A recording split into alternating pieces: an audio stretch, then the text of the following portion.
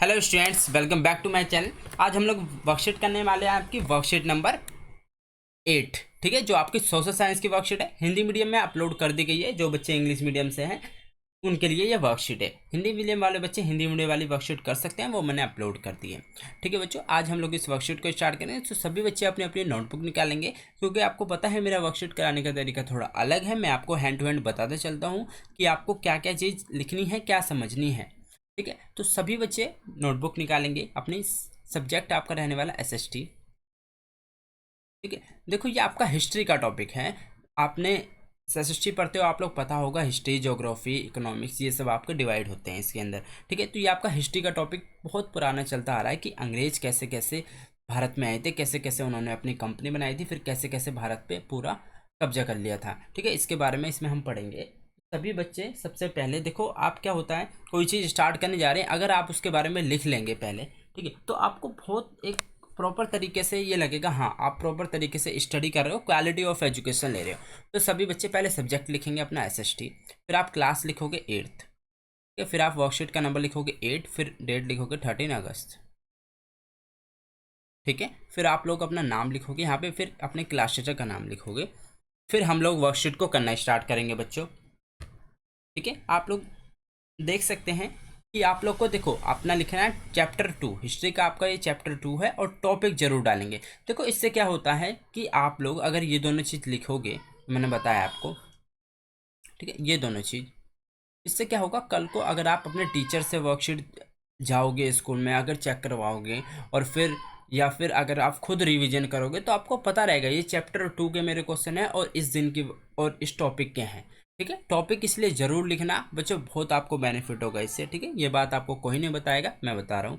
ठीक है, इतना लिखने के बाद सभी बच्चे अपनी नोटबुक और पेन थोड़ी देर के लिए साइड में रख देंगे, जिससे मैं आप लोगों को अच्छे से वर्कशीट करा सकूँ। ठीक है बच्चों, चलिए स्टार्ट करते हैं। देखिए chapter number 2, from trade to territories. ठीक है, इसमें कहा गया है कि जो अंग्रेज थे, वो भारत आए थे और भारत में व्यापार करने आए थे, और फिर अपना पूरे देश के ऊपर अपना कब्जा कर लिया था। ठीक है, फिर इसमें आप लोग टॉपिक देखेंगे, the claim to the paramountcy and the doctrine of lapse. ये इनकी देखो नीति है, doctrine of lapse and claim to paramountcy. ठीक है, तो इनका क्या था, मतलब ये दो नीतियां अपनाई थी उन्होंने कि उनको कैसे कैसे अपनी अपनी चीज़ों को बढ़ाया जाए, कैसे कैसे और ज़मीनें हड़पी जाएं। ठीक है, तो इसी के बारे में हम पढ़ेंगे, द क्लेम टू पैरामाउंसी। ठीक है, उन्होंने क्या क्लेम किया था, अब देखो इसी में हम पढ़ेंगे। As you know that from early 19th century the company pursued an aggressive policy of territorial. ठीक है, उसका प्रभाव बहुत ही ज़्यादा बढ़ता जा रहा था 19th century के कंपैरिजन। अगर आप देखोगे स्टार्टिंग में जब आई थी, ठीक है, अब देखो इसमें under governor general lord Hastings a new policy. ठीक है, उन्होंने क्या एक न्यू पॉलिसी स्टार्ट करी। ठीक है, और वो पॉलिसी का नाम क्या था, पैरामाउंटेसी। ठीक है, जैसा आपका यहाँ पे दिया गया है। ठीक है, वाज इंटिएट। अब देखो इन्होंने क्या कहा इसमें, अंडर गवर्नर जनरल लॉर्ड, ठीक है, अ न्यू पॉलिसी, उसका नाम था पैरामाउंसी। अब इस पॉलिसी का नाम क्या था, ये मतलब नाम ये था, इसका मतलब क्या था, now the company claim that is a authority was paramount to supreme, hence its power greater than Indian state. देखिए क्या कहा जा रहा है कि वो कहना चाह रहे हैं कि जो उनकी कंपनी है, ठीक है, उनकी कंपनी के जो रूल रेगुलेशन हैं या फिर उनकी कंपनी के जो लोग हैं, ठीक है, वो ये क्लेम करते हैं कि वो सुप्रीम है। ठीक है, जैसे आजकल के टाइम में देखोगे आप, सुप्रीम कौन है, जैसे आपका प्राइम मिनिस्टर हो गया। ठीक है, तो और आपकी सेंट्रल गवर्नमेंट हो गई। ठीक है, वो डिसाइड करती है स्टेट गवर्नमेंट क्या करेगी। ठीक है, वो किसी भी चीज़ को लेकर परमिशन देती है। ऐसे ही वो चाहते थे कि वो उसकी पोस्ट पे आ जाएं, मतलब एक सुपीरियर बन जाए इंडिया के अंदर, और उनकी बात सब स्टेट्स माने, मतलब वो ऐसा इस नीति में चाहते थे। ठीक है, अब देखिए आगे क्या कहा जा रहा है, in order to protect its interest, ठीक है, it was justify in exchanging of threatening of the annexation any Indian kingdom. ठीक है बच्चों, this view continue to guide letter British policy as well. ठीक है, तो उन्होंने ये डिक्लेयर करने के बाद ये कहा कि continue guide letter British policies as well, मतलब ब्रिटिश की जो पॉलिसी है उसके बेस पे हम इसको चलाएंगे। ठीक है, वहाँ की जो पॉलिसी इनकी बनी हुई है ऑलरेडी। ठीक है, तो होपफुली इतना समझ गए होंगे। ये देखो पहरा था एक, ये हमने यहाँ से कंप्लीट कर लिया। ठीक है, और देखो इन सब के ऊपर उनका कोई हक नहीं बनता कि वो इंडिया के अंदर अपनी पॉलिसी लेके आए और उसमें सुप्रीम बने, कोई हक नहीं था। पर वो उन्होंने पहले सोचा ऐसे नहीं हो रहा है तो हम किसी और तरीके से अपनाएंगे। फिर उन्होंने आगे आगे देखो कैसे युद्ध किया, कितने लोग हमारे, कौन कौन उनके खिलाफ खड़े हुए। ठीक है, this process however did not go unchallenged. For example when British try to annex the small state Kittur. ठीक है, कित्तूर एक स्टेट है जो आपका कहाँ पे, कर्नाटक के अंदर है। आज आपने आप अगर आप गूगल पे सर्च करोगे तो आपको मिलेगा एक कित्तूर, जो आपका कहाँ है बच्चों, कर्नाटक के अंदर। ठीक है, और देखो उसमें क्या है, उसमें एक रानी है, उसका नाम है रानी चन्नम्मा। ठीक है, चन्नामा, रानी चन्नम्मा, आपने यहाँ पे वर्ड देखा ये रहा। ठीक है, Rani Channamma took to arms and lead and British resistance movement. She was arrested in 1820। उनने क्या किया, उनके खिलाफ एंटी ब्रिटिश रेजिस्टेंस के खिलाफ, मतलब उनके खिलाफ आंदोलन किया एक तरीके से। ठीक है, सी वॉज अरेस्टेड, उनको उसको क्या है, गिरफ्तार कर लिया 1824 में। एंड फिर जेल के अंदर ही उनकी, एंड डाइड इन प्रिजन इन 1829। 1829 में क्या हो गई, उनकी मृत्यु हो गई जेल के अंदर। बट रायाना अ पुअर चौकीदार ऑफ संगोली इन कित्तौर। रायाना क्या है, एक पुअर चौकीदार था, किसके अंदर, कित्तौर के अंदर। Carried on the resistance with popular support. ठीक है, उसने भी उनके खिलाफ क्या क्या स्टार्ट किया, आंदोलन स्टार्ट किया, विरोध किया कि with popular support destroy many British camp and records. ठीक है, he was caught and hanging by the British. उन्होंने क्या, उसे पकड़ा और फांसी पे चढ़ा दिया, जो ये थे, क्या नाम है इनका, रयाना को। ठीक है, किसमें, 1830 में। There were several others case of resistance. ठीक है, फिर बहुत लोगों ने उसके खिलाफ विरोध किया इन लेट। ठीक है, इन लेट 1813 के बाद, मतलब 1830 के बाद the East India company become worried about the influence of Russia. वो क्या थी, बाद में बहुत ज़्यादा चिंतित हो गई थी, किसको लेकर, रशिया को लेकर। क्यों, इट इमेजिन, वो सोच रही थी that Russia might expand across Asia and entire India from the north west. ठीक है, वो सोच रही थी कि अगर रसिया ने आंदोलन स्टार्ट कर दिया, ठीक है, एशिया के अंदर, तो वो साथ में नॉर्थ ईस्ट के थ्रू इंडिया को भी अपनी चपेट में ले सकती है। ठीक है, ड्रिवन बाय हिज फियर, उसके डर से, the British now wanted to secure their control over the north east. ठीक है, उसके हिसाब से उन्होंने अपना नॉर्थ ईस्ट में ही अपने आप को बचाव करने के लिए सोचा। दे टुक अफगानिस्तान इन 1842। ठीक है, उन्होंने क्या किया, 1842 में अफगानिस्तान, 1843 में सिंध एंड 1849 में पंजाब को क्या कर लिया, टुक, मतलब अपने कब्जे में ले लिया। ठीक है बच्चों, अब आ जाता है डॉक्ट्राइन ऑफ लैप्स, जो हमने दूसरा टॉपिक इसका देखा था कि उसमें हमारा हमें क्या क्या पढ़ेंगे। ठीक है, इसमें दिया गया the doctrine of lapse, the final wave of annexation occur under Lord Dalhousie. ठीक है, Lord Dalhousie who was the governor general from the, कब से रहा, 1841 से 1856।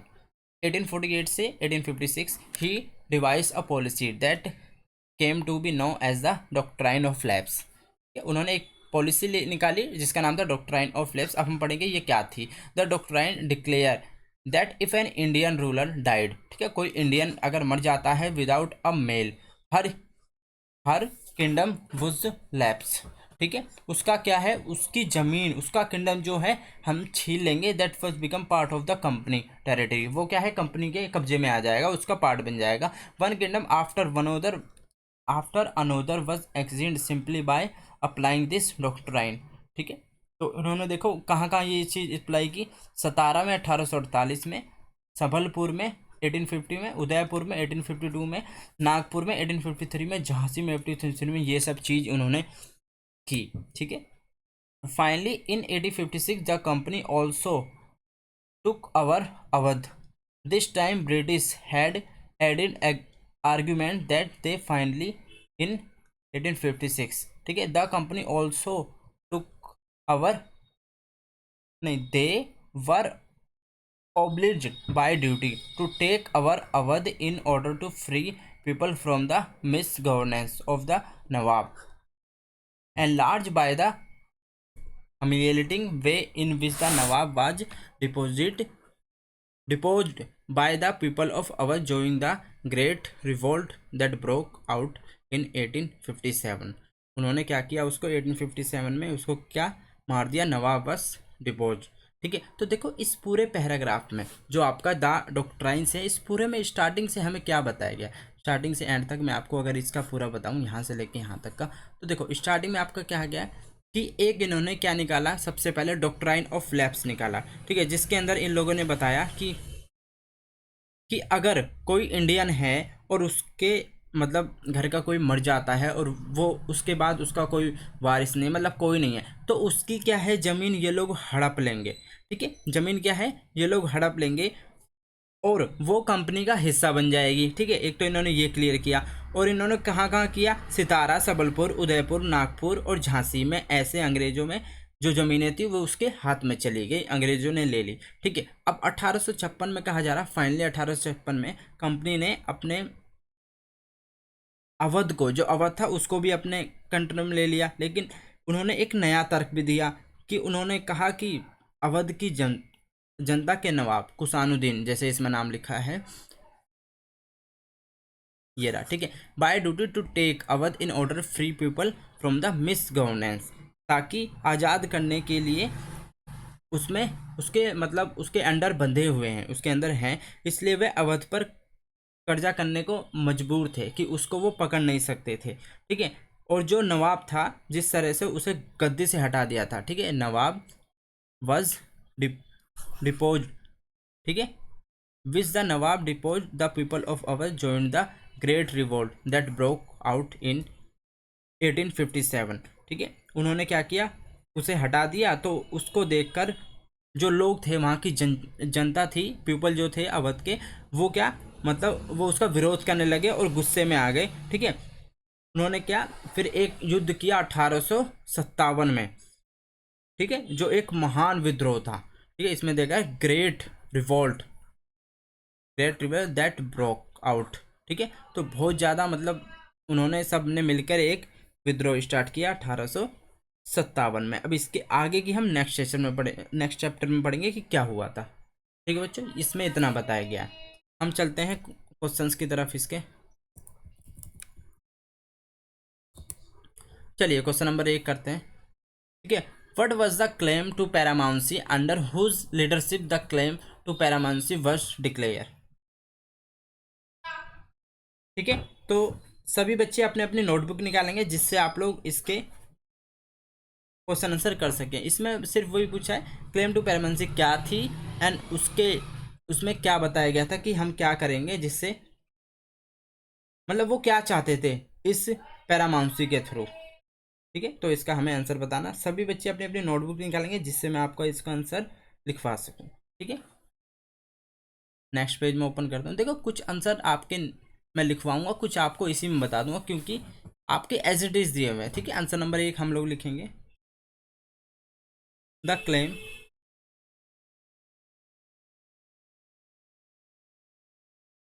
To paramountcy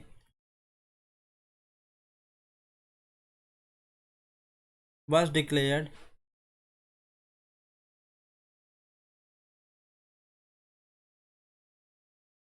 by Lord Hastings by Lord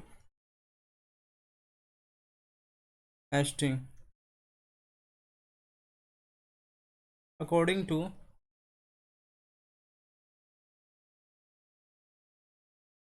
this policy। ठीक है। इस policy में उन्होंने क्या कहा था, मतलब क्या चाहते थे इस पॉलिसी के through, According to this policy, the East India Company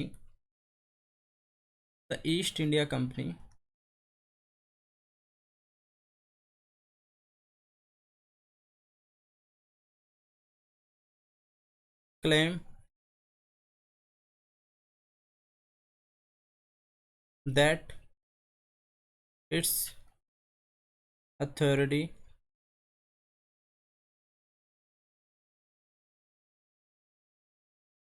was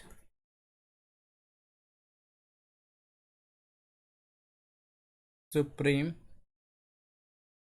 and therefore it was above the Indian states।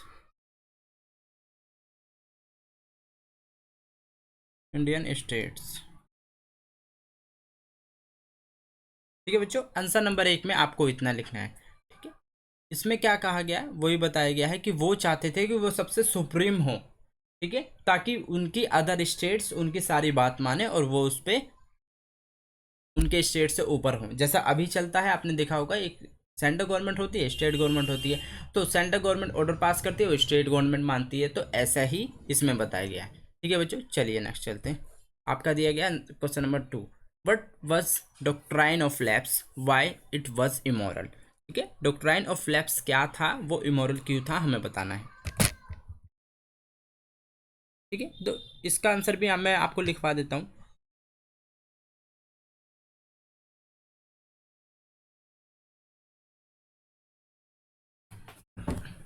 Answer number 2, according to the doctrine of lapse, if a ruler died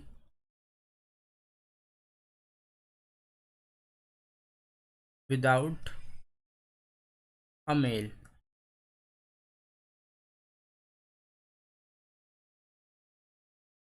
there his kingdom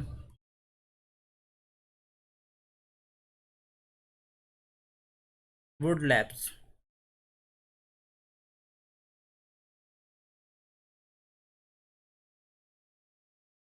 This was immoral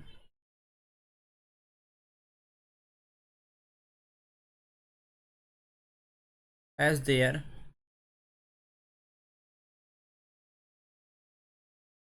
would be no logic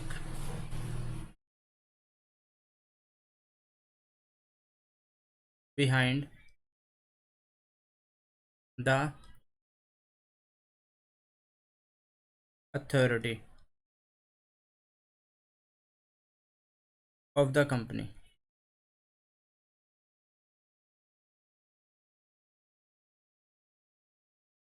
ठीक है, देखो इसके through क्या बताया गया है doctrine of lapse के द्वारा, कि अगर कोई रूलर डाइड होता है विदाउट अ मेल, ठीक है, तो उसका जो जमीन है, उसकी जो संपत्ति है, वो हड़प ली जाएगी किसके थ्रू,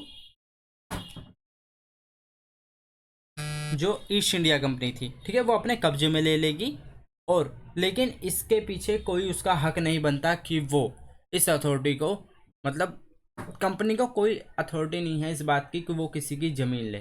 ठीक है, तो ये उनका इसका आंसर है सेकंड का। थर्ड आते हैं, which should Indian state was try to be conclude under the claim to paramountcy, what was the result of it.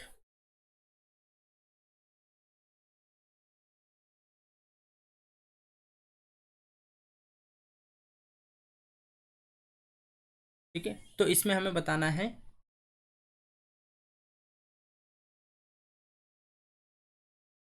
इसका आंसर आई थिंक आपका वर्कशीट में दिया हुआ है। बच्चों मैं एक बार चेक कर लेता हूँ। ठीक है, अगर इसमें मिल गया तो मैं आपको लिखवा दूंगा, अदरवाइज नहीं, इसमें लिख गया तो मैं आपको बता दूंगा। ठीक है, अदरवाइज हम लोग इसका आंसर मैं फिर आपको लिखवाऊंगा अगर इसमें नहीं मिला तो।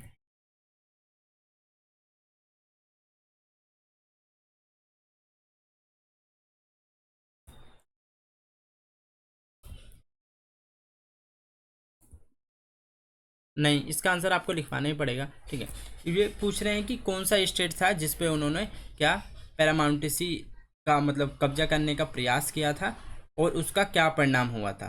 ठीक है, तो देखो कर्नाटक का वो था कित्तूर। ठीक है, ये चीज़ तो आप इसमें से ले सकते हैं, पर उसका खिलाफ क्या किया ये आपको लिखना पड़ेगा, तो इसलिए मैं इसका आंसर आपको लिखवा देता हूँ बच्चों। ठीक है, answer number 3।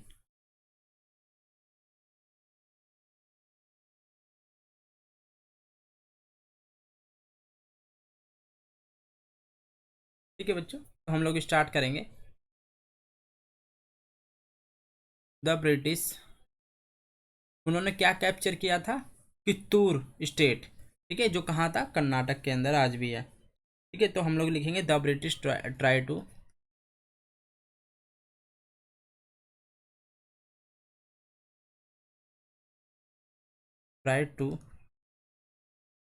Capture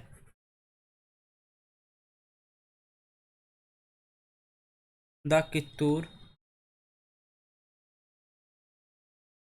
state of south India under the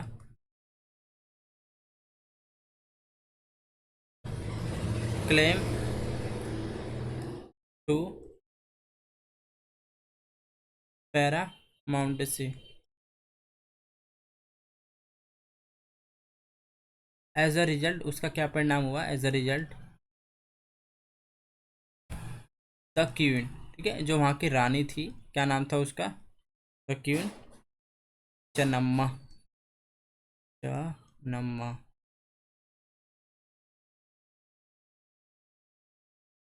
lead to a movement against the British. ठीक है, उनके खिलाफ उनने आंदोलन किया। ठीक है, विरोध किया उनका।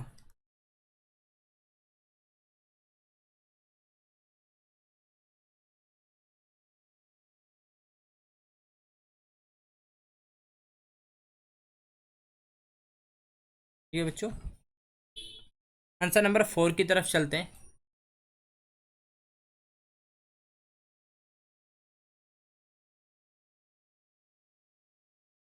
Why was east India company afraid of Russian? ठीक है, वो रूसियन से क्यों डरी हुई थी, रसिया से? देखो इसका आंसर मैं यहीं पे लिखवा देता हूँ, ज़्यादा नहीं है, क्योंकि उनको डर था कि कहीं रशिया एशिया की मतलब एशिया को युद्ध करने के, जब एशिया से मतलब पूरे एशिया के अंदर इंडिया को भी लपेट में ना ले ले। ठीक है, तो हम लोग यहाँ से स्टार्ट करेंगे। The British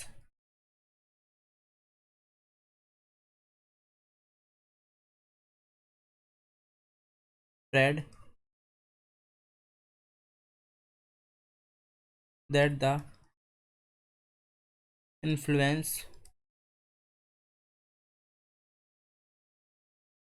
of Russia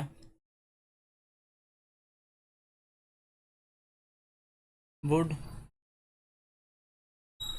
spread spread across। ठीक है,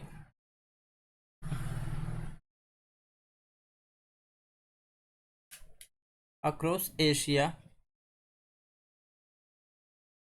and enter India from the northeast north west। ठीक है, ये आएगा Asia and enter India from the north east. अब आपका लास्ट क्वेश्चन रहता है, इसमें पूछा गया if you have been citizen of Kittur, अगर आप कित्तौर में रहने वाले होते, what would have been your reaction towards the East India Company. ठीक है, ईस्ट इंडिया कंपनी के लिए आप क्या उसका रिएक्शन करते हैं, मतलब आपका क्या उसमें रिप्लाई रहता, अगर ईस्ट इंडिया कंपनी ऐसा करती तो आप उसके खिलाफ क्या करते। ठीक है, इसमें पूछा हुआ है, मैं इसको रफ कर देता हूँ ताकि मैं आपको ये आंसर लिखवा सकूँ। ठीक है, तो लास्ट आपका 5 क्वेश्चन है।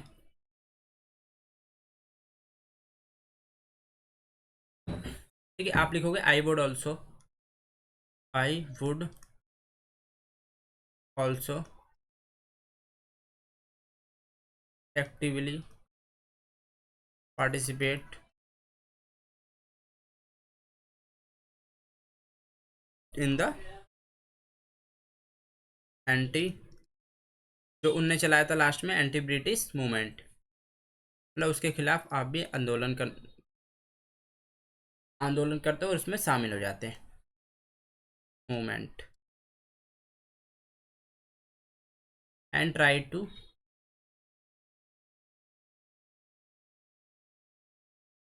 ड्राइव अवे द ब्रिटिश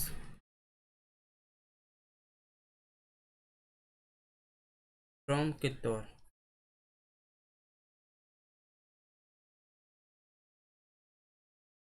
ठीक है, I would also actively participate in the anti British movement and try to drive away from the Kittur, उन्हें कित्तौर से भगाने के लिए मजबूर करते। ठीक है, तो ये आपका आंसर है 5 के 5। होपफुली सभी स्टूडेंट समझ गए होंगे।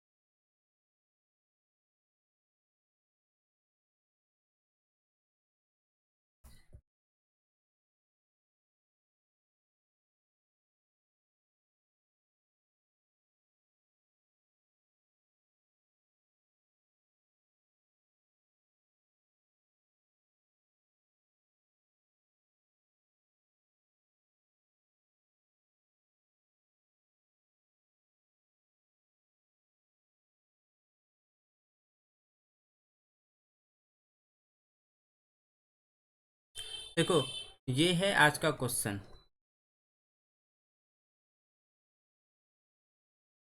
ठीक है, आपको इसमें बताना है कि पंजाब जो स्टेट है उसमें उनकी क्या डिमांड थी।